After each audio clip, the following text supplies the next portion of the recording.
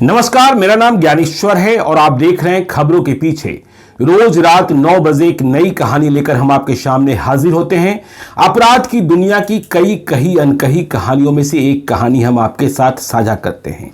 तो देखिए, खबरों के पीछे में अभी श्रृंखला चल रही है कुख्यात वीरप्पन की।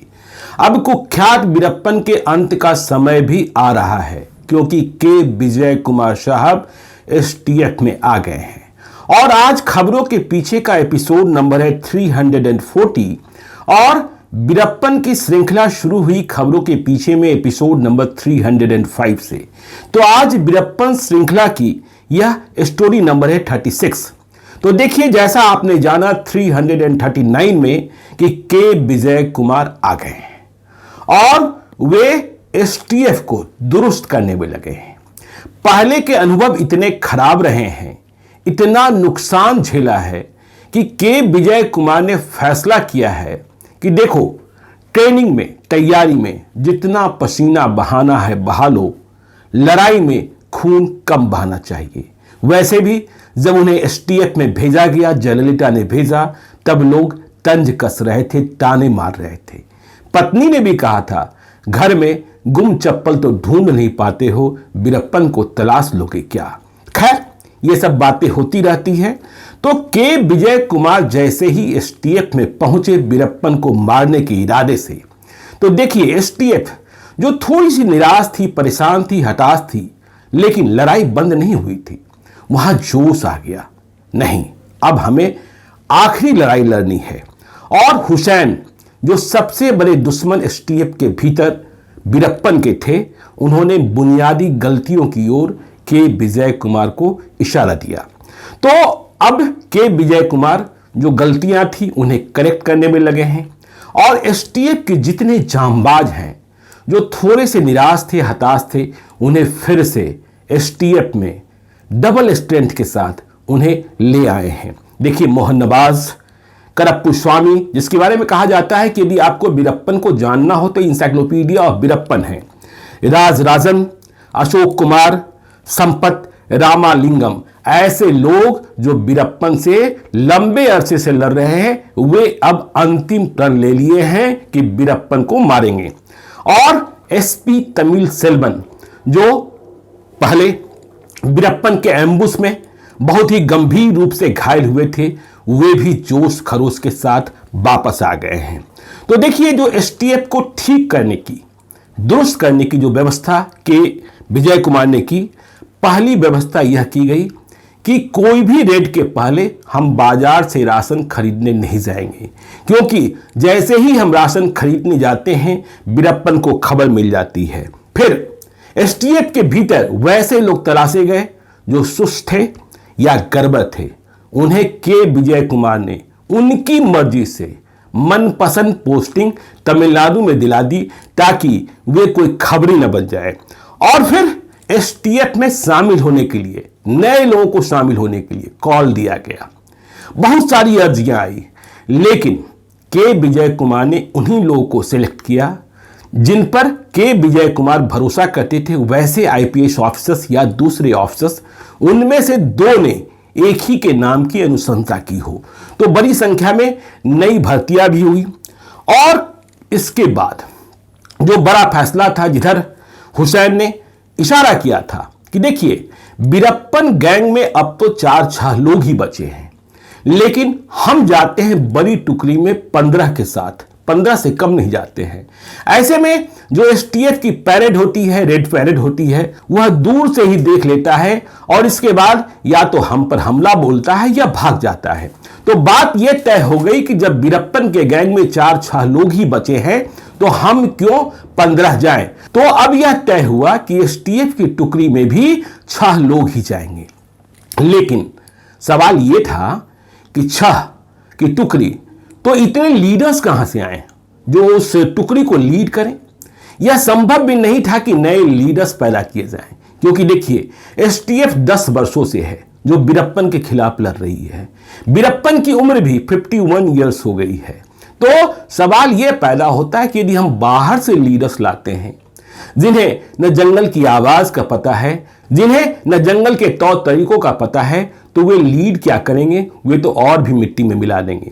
तो तय ये हुआ कि देखिए, ट्रेनिंग की बात हो रही है कि जो हमारी टुकड़ी मौजूद है उनके भीतर ही जब छा की हम टुकड़ी बना रहे हैं तो उनके भीतर ही लीडर ढूंढे।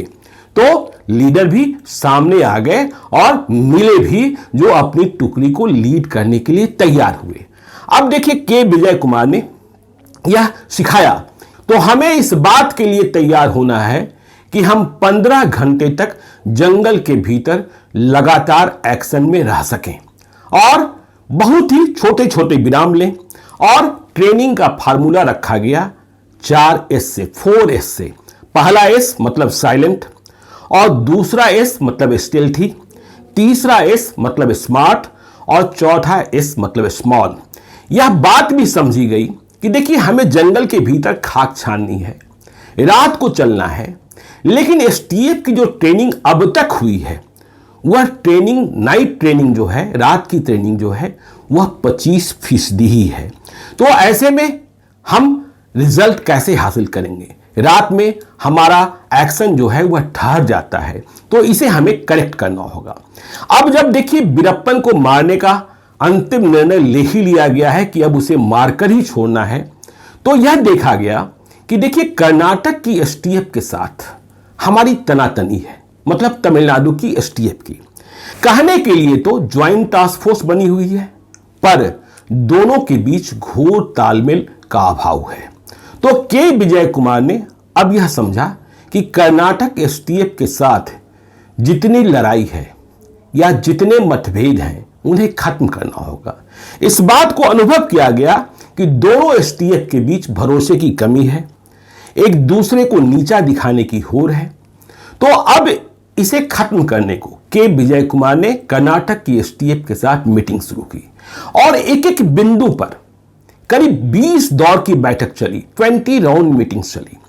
देखा ये गया, समझा ये गया। एक उदाहरण तो कोलाथूर मनी था, जो वीरप्पन का अनन्य सहयोगी। तमिलनाडु की एसटीएफ उसे जानबूझकर, कोलाथूर मनी के बारे में तमिलनाडु की एसटीएफ को सब खबर थी, लेकिन उसे पकड़ा नहीं जा रहा था। इसलिए नहीं पकड़ा जा रहा था कि उससे कुछ लीड्स लेनी थी। यह जानना था कि कोलाथूर मनी वीरप्पन से कैसे संपर्क साधता है, वीरप्पन तक उसके संदेश कैसे पहुंचते हैं, कौन आता है जाता है। तो तमिलनाडु की एसटीएफ कोलाथूर मनी के पीछे अपने गुप्तचरों को छोड़े हुई थी, तभी कर्नाटक की एसटीएफ ने कोलाथूर मनी को गिरफ्तार कर लिया। तो एक बड़ी कार्रवाई जिसे अंजाम मिलना था वीरप्पन के खिलाफ, वह बीच में ही ठहर गई, क्योंकि तमिलनाडु और कर्नाटक की एसटीएफ में तनातनी हो गई। ये कोलाथूर मनी वही था जिसे वीरप्पन जेल से छोड़ने की मांग कर रहा था जब उसने कर्नाटक के पूर्व कृषि मंत्री एच नागप्पा का अपहरण किया था। तो इस मतभेद को दूर किया गया। अब के विजय कुमार ने समझा कि जो हमारे जासूसों का तंत्र है, जो हमारा स्पाई सिस्टम है, उसमें कहां छेद है। देखिए, हमने एपिसोड नंबर 339 में ही बताया था कि कमिटमेंट जो पहले किए गए थे उनमें कमी आ रही थी। जो फाइनेंशियल सपोर्ट की बात कही गई थी वह रेगुलर नहीं थी।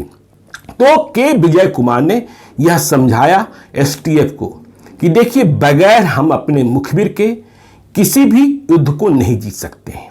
और फिर उन्होंने यह भी महसूस किया कि जो खबरी हैं, वो जो खबर देते हैं, उस खबर के आधार पर एक्शन लेने में इतना विलंब होता है कि वीरप्पन दूर भाग गया होता है।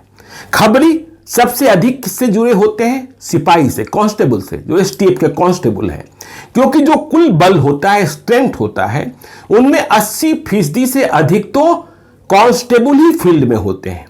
तो के विजय कुमार ने यह समझा कि देखिए, अब तक का जो सिस्टम है वह सिस्टम यह है कि जो मुखबिर है, जो स्पाई है, वह सिपाही को बताएगा, सिपाही फिर सब इंस्पेक्टर को बताएगा, सब इंस्पेक्टर फिर इंस्पेक्टर को बताएगा, इंस्पेक्टर फिर डीएसपी को बताएगा, डीएसपी फिर एसपी को बताएगा। इसके बाद एक्शन का निर्णय लिया जाएगा। तो इतना कुछ बताने में हासिल करने को अब बचा कहां है? जिसके खिलाफ आप रेड करने जा रहे हैं उसे तो बहुत ही ज्यादा समय मिल गया। तो इन्होंने कहा कि नहीं, देखिए, जो मुखबिर है पहले तो उसका भरोसा जीतिए, और जब सिपाही को खबर मिलती है तो अधिक से अधिक सब इंस्पेक्टर, इसके बाद सीधे एसपी को सूचना दी जाएगी या मुझे सूचना दी जाएगी और एक्शन तुरंत प्लान किया जाएगा। और फिर उन्होंने एसटीएफ के जितने पदाधिकारी थे, कांस्टेबल थे, उनके साथ एक मीटिंग की और कहा कि इस बात को समझिए कि हम जितनी बड़ी लड़ाई लड़ रहे हैं उसमें पब्लिक सपोर्ट के बिना हम इस लड़ाई को नहीं जीत सकते हैं। वीरप्पन को न पकड़ सकते हैं, वीरप्पन को न मार सकते हैं। जिस 14,000 किलोमीटर के इलाके में उसका दबदबा है, वहां के लोगों को सपोर्ट में हमें लेना ही होगा। इसलिए पहली नसीहत यह है कि आप किसी निर्दोष को परेशान न करें। जैसे ही आप निर्दोष को परेशान नहीं करेंगे, वह आपके खिलाफ तो कम से कम नहीं होगा, और जैसे ही खिलाफ नहीं होगा, आपका रास्ता जो है वीरप्पन तक वह सुगम हो जाएगा। तो निर्दोष को परेशान करना, अत्याचार करना, जुल्म करना, बेवजह किसी की पिटाई करना बंद कीजिए। पब्लिक के भीतर आप अपना कॉन्फिडेंस लेवल डेवलप कीजिए, क्योंकि ये जो इलाका है वीरप्पन का, उस इलाके में वह आता जाता है और आपको कोई खबर नहीं मिलती है।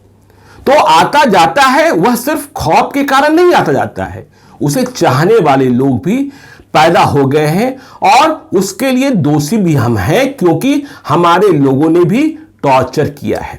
तो यह बात फिर एक और कोशिश की गई कि के विजय कुमार ने कहा कि देखिए, वीरप्पन पर कुल मिलाकर 5 करोड़ रुपए का इनाम घोषित है, जिंदा या मुर्दा पकड़े जाने पर। तो इस बात को परिचालित कीजिए कि वीरप्पन के बारे में यदि कोई सुराग देता है, पकड़वाने में मददगार बनता है, तो उसे 5 करोड़ रुपए का पुरस्कार मिलेगा। लेकिन देखिए, यह प्रचार तो किया गया पर कोई फायदा नहीं मिला।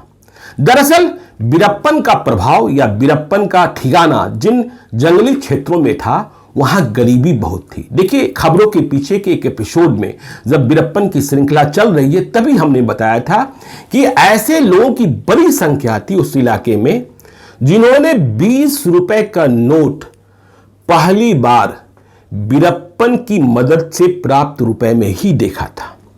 तो जब 5 करोड़ रुपए की बात हुई तो लोगों के होश ही उड़ गए। वे 5 करोड़ में जीरो ही नहीं गिन पा रहे थे। के विजय कुमार साहब को इस बात का स्मरण है कि एक गलेरिये ने जब सुना कि वीरप्पन को पकड़े जाने पर 5 करोड़ मिलेगा, तो उसने पूछा कि अच्छा ये बताइए, तो इन 5 करोड़ रुपयों से हम कितनी बकरियां खरीद लेंगे? तो किसी ने हिसाब बताया कि 20,000 से अधिक। तो उस गलेरिये ने कहा कि 20,000 बकरियां जब मेरे पास आ जाएगी तो मैं करूंगा क्या? मैं इन 20,000 बकरियों को चरा तो सकता नहीं हूं, इसलिए ये 5 करोड़ रुपए एसटीएफ वाले ही रखे, सरकार ही रखे। मुझे अपनी जिंदगी पसंद है, मेरे पास जो 2, 4, 10, 100 बकरियां हैं उससे ही मेरा काम चल रहा है और मेरा काम चलता रहेगा। तो 5 करोड़ रुपए के इनाम का बहुत ज्यादा असर नहीं हुआ। अब देखिए, ट्रेनिंग की प्रक्रिया शुरू हुई। जैसा मैंने कहा कि के विजय कुमार ने यह तय किया था कि ट्रेनिंग में पसीना बहा लो, लड़ाई में खून कम बहना चाहिए। तो अब जो एसटीएफ के लड़ाके तैयार नए तरीके से किए जा रहे हैं अंतिम लड़ाई के लिए, उन्हें गुरिल्ला युद्ध की तैयारी कौन कराए? तो देखिए, के विजय कुमार को स्मरण है कि जब वे बॉर्डर सिक्योरिटी फोर्स में कश्मीर में तैनात थे तो कर्नल ब्रीटो एक ऐसे सेना के अधिकारी थे जो बहुत ही कठिन ट्रेनिंग देते थे।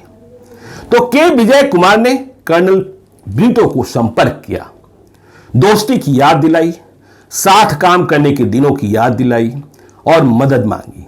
देखिए, कर्नल ब्रीटो भी इस बात के लिए तैयार हो गए। उन्होंने आर्मी से छुट्टी ली, अवैतनिक छुट्टी ली, मतलब सैलरी नहीं मिलती, और वे आ गए वहां जहां एसटीएफ का हेडक्वार्टर था, तमिलनाडु में, जहां के विजय कुमार मारने का प्लान कर रहे थे वीरप्पन को। और कर्नल ब्रीटो ने इसके बाद ट्रेनिंग देनी शुरू की, और यह ट्रेनिंग बहुत ही कठोर थी, कोई इसमें रियायत नहीं थी, और 3 महीने की बहुत ही कठोर ट्रेनिंग दी गई। और इस ट्रेनिंग में जो एसटीएफ के जवान थे, एसटीएफ के पदाधिकारी थे, उनके भीतर 1 मिनट ड्रिल की ट्रेनिंग दी गई। और ये 1 मिनट ड्रिल की ट्रेनिंग बहुत ही खास ट्रेनिंग होती है, बहुत ही कठिन ट्रेनिंग होती है। इस 1 मिनट के ड्रिल में यह सिखाया जाता है कि जब आफत आएगी, जब लड़ाई का समय आएगा, तो इस 1 मिनट के भीतर आप कैसे हथियार खोल भी लेंगे, कैसे आप गोलियां चलाना शुरू भी कर देंगे, और यदि आपका कोई साथी घायल हो गया तो आप कैसे उस घायल साथी को लेकर भागेंगे, साथ में अपना झोला पिट्ठू सब कुछ, और घायल साथी को लेकर भागते वक्त भी 1 मिनट के भीतर आप कितनी गोलियां दुश्मन की ओर झोंक सकेंगे। मतलब आप साथी को भी लेकर भाग रहे हैं और दुश्मन पर फायर भी कर रहे हैं। तय यह किया गया कि कम से कम 20 गोलियां, देखिए AK-47 से नहीं, 303 राइफल से और SLR से आपको फायर करके दिखानी है। तो जब यह ट्रेनिंग शुरू हुई तो देखिए एक नए प्रकार का उत्साह बढ़ा, और एसटीएफ जिसे अब लीड कर रहे थे के विजय कुमार, उन्होंने देखा कि बहुत सारे हमारे लड़ाकों ने, हमारे जवानों ने कर्नल ब्रिटो के इस 1 मिनट ड्रिल को 1 मिनट से भी कम समय में पूरा किया। तो मतलब अब लड़ाई की तैयारी ठीक से हुई है। जब यह ट्रेनिंग चल रही थी तो हुसैन, जो बड़े दुश्मन वीरप्पन के, उन्होंने एक और ट्रेनिंग को प्लान कर लिया। उन्होंने एक ट्रेनिंग यह प्लान किया, देखिए हम सबों को कैसे तैयार होना है। और ट्रेनिंग इस बात की दी गई कि बिना आवाज किए आपको टॉयलेट जाना है, ब्रश करना है, शेविंग करना है और नहाना भी है। तो यह ट्रेनिंग भी बहुत कठिन थी कि आवाज नहीं, समय इतना ही, संसाधन कम है, टॉयलेट कम मिलेंगे, बाथरूम कम मिलेंगे, खुले में जाना होगा, लेकिन आवाज बिल्कुल नहीं होनी चाहिए। समझ सकते हैं, टॉयलेट, ब्रश, शेविंग, नहाना, आवाज हो ही नहीं। तो यह असंभव ट्रेनिंग को भी पूरा किया गया। और इतना ही नहीं, जब आपने टॉयलेट कर लिया, ब्रश कर लिया, शेविंग कर ली, दाढ़ी बना ली, शेविंग कर ली और नहा लिया, और इसके बाद आपके शरीर से किसी भी तरीके का गंध या दुर्गंध नहीं आना चाहिए। मतलब आपको कोई तेल नहीं लगाना है, आपको कोई परफ्यूम नहीं लगाना है, आपके शरीर से कोई बदबू नहीं आनी चाहिए, क्योंकि बदबू आएगी तो दुश्मन की तरफ जाएगी और वह आपको करीब आते हुए पकड़ लेगा। तो यह ट्रेनिंग बहुत कठिन ट्रेनिंग थी। और आपको हम बता दें कि यदि आपने कभी महसूस किया होगा, हम स्टेट पुलिस की बात नहीं करते हैं, हम बिहार पुलिस की बात नहीं करते हैं, हम बिहार मिलिट्री पुलिस की बात भी नहीं करते हैं। जो यह ट्रेनिंग हुसैन ने एसटीएफ के लिए डिजाइन की थी, यह बाद में पारा मिलिट्री फोर्सेज में भी काफी तेजी से अपनाई गई। यदि आप हवाई जहाज की सैर करते हैं, आप एयरपोर्ट पर जाते हैं, तो आप फर्क महसूस करते होंगे।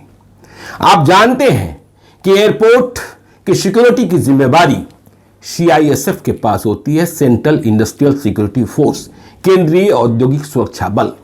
और उनके जवान आपको इतने स्मार्ट दिखेंगे कि आपको उनके शरीर के भीतर से कोई गंध या सुगंध या दुर्गंध आती हुई नहीं महसूस होती होगी। वे आपके बिल्कुल करीब से गुजर जाएंगे, और जब तक पैरेड न हो, जूते की आवाज भी नहीं सुनते होंगे। तो इस कठिन ट्रेनिंग के लिए अब एसटीएफ को तैयार कर लिया गया है।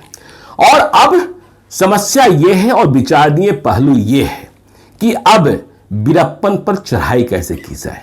यह तो पता है कि वीरप्पन किस जंगल में है, और यह भी पता है कि वीरप्पन के साथ सेकंड इन कमांड गोविंदन भी है, लेकिन क्या हम तुरंत चढ़ाई कर लें? तो के विजय कुमार साहब याद करते हैं कि जब मैं विजिट पर था, मैं इलाके को देख रहा था और वापस आ रहा था एसटीएफ के हेडक्वार्टर में, तभी एक पदाधिकारी ने, ऑफिसर ने मुझे धीरे से कहा कि देखिए सर, अब तक हम लोगों ने एक कोशिश नहीं की है। तो के विजय कुमार ने पूछा, कौन सी कोशिश एसटीएफ ने नहीं की है? सारी कोशिशें तो कर ली गई हैं। तो उस ऑफिसर ने कहा कि देखिए, अब तक हम बीरप्पन को तलाशने के लिए जंगल में जाते रहे हैं, जहां से सूचना मिलती रही है, और बीरप्पन जंगल में मगरमच्छ की तरह बैठा है। हम जाते हैं और वह हमें मगरमच्छ की तरह खा लेता है। तो हमें कोई ऐसा प्लान तैयार करना होगा कि बीरप्पन को किसी तरीके से जंगल से बाहर निकाले, और फिर वह जंगल से जब बाहर निकले तो हमारे घेरे में, हमारी जाल में फंसता चला आए। तो यदि हम ऐसा प्लान कर सकते हैं तो हमें कामयाबी मिलेगी, बीरप्पन जिंदा नहीं बचेगा। तो जैसे ही ऑफिसर ने यह बात बताई के विजय कुमार को, के विजय कुमार के भेजे में यह बात बैठ गई कि अब क्या करें, अब कौन सा प्लान तय करेंगे। ट्रेनिंग के लिए तो हमने ट्रेनिंग तो हमने करा दी, लड़ाई के लिए भी हम तैयार हैं, लेकिन यह ऑफिसर ठीक बात कह रहा है कि यदि हम किसी तरीके से उसे जंगल के बाहर निकाल लेते हैं, और इस बात की जानकारी तो हमें है ही कि वह बूढ़ा हो चला है, मतलब बीरप्पन, आंख में बीमारी है, और वह जब चलता है तो लड़खड़ाता है, पेड़ और टहनियों का सहारा लेना पड़ता है, आंख के इलाज के लिए परेशान है, लेकिन जंगल से बाहर निकलने का मौका नहीं मिल रहा है। तो अब कौन सा रोड मैप बनाया जाए जिसमें हम बीरप्पन को जंगल के बाहर निकालें और फिर अपने ही इलाके में उसे ढेर कर दें।